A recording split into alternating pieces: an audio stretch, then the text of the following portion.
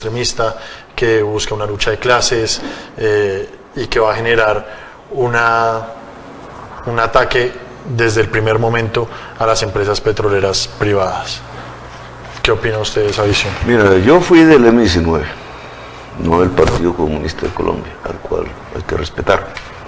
Pero que yo sepa, el proyecto del M-19, el proyecto democrático que se expresó en la Constitución del 91 y el proyecto del Partido Comunista era volver a Colombia una república socialista, entendido el socialismo como la propiedad estatal de los medios de comunicación. ¿Por qué confunden una cosa con la otra? Que yo sepa, la Constitución del 91 no les expropió a nadie su propiedad, pero sí habló de una propiedad democrática. Ese es el proyecto democrático inconcluso, ese es mi proyecto. El M-19 fue mayoría electoral en 1991 y esa Constitución es su obra. Que yo sepa, nosotros ganamos las elecciones en el año 2011 para la alcaldía de Bogotá y creamos un proyecto administrativo, político administrativo, que fue la Bogotá Humana. ¿A quién se les expropió? En donde nosotros alteramos las condiciones de vida de la clase media alta bogotana, mejoramos el Parque de la 93. ¿Quién salió exiliado? ¿A quién le chuzamos los teléfonos? ¿Cuántos de gente de oposición, que la hubo, que no le gustaba lo que hacíamos, se le persiguió? ¿Cuántas manifestaciones fueron garroteadas por el SMAT en mi gobierno? Que yo sepa, hasta yo mismo iba a las manifestaciones y hablaba de frente, sin escoltas prácticamente. ¿No vivió Bogotá una explosión de democracia en mi gobierno? Los muros no hablan de esa democracia. ¿A quién se le obligó qué tenía que pintar en un muro? No fue la juventud libre la que cogió los muros como espacios. En el centro de la ciudad convirtió a Bogotá en la segunda capital mundial del arte contemporáneo callejero y lo que pintó allí no fue su libertad, su creación.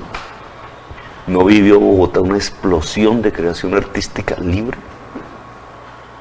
Entonces, ¿de dónde sale un modelo como el soviético que yo nunca he defendido? Como si yo lo estuviera defendiendo. Ahora, eso traído a la reunión que usted menciona,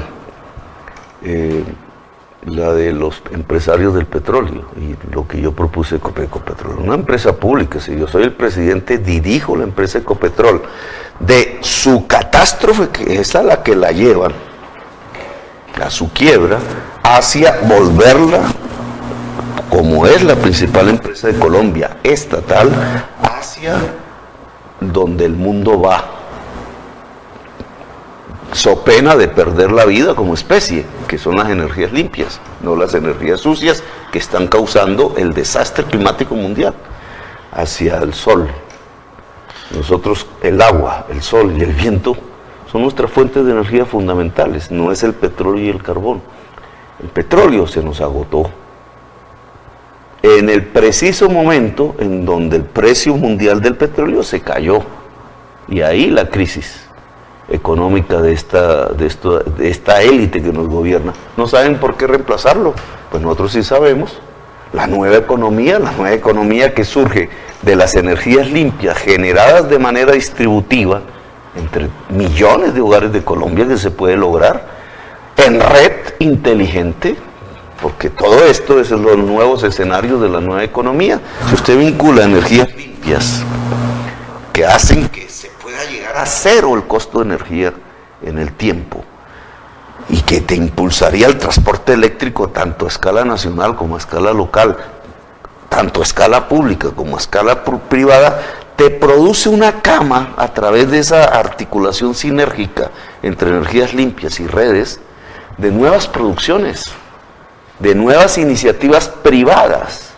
Solo que eso de lo privado no son 5 empresarios, que es lo que hoy tenemos en Colombia, que se copan todo, sino de millones de emprendedores jóvenes, mujeres, que empiezan, que a partir de la creación, sea en manufactura, sea en la industria, sea en la agricultura, solo imagínense este mundo en el mundo cafetero, sea en el mundo excluido, por eso yo hablaba de Agua Blanca y de Quibdó y de Buenaventura, de Tumaco, de la costa Caribe, sean el de la clase media.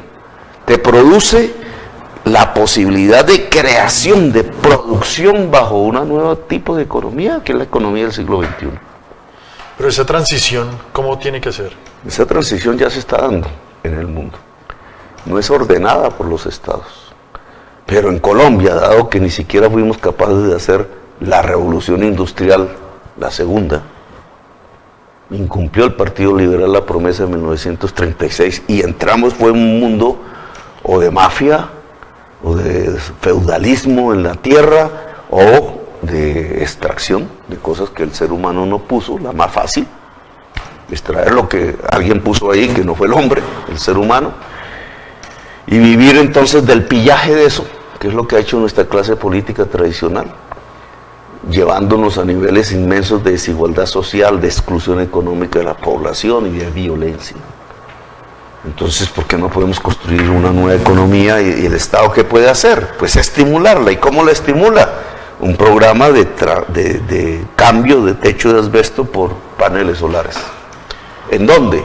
En primera fase, porque esto no es de la noche a la mañana.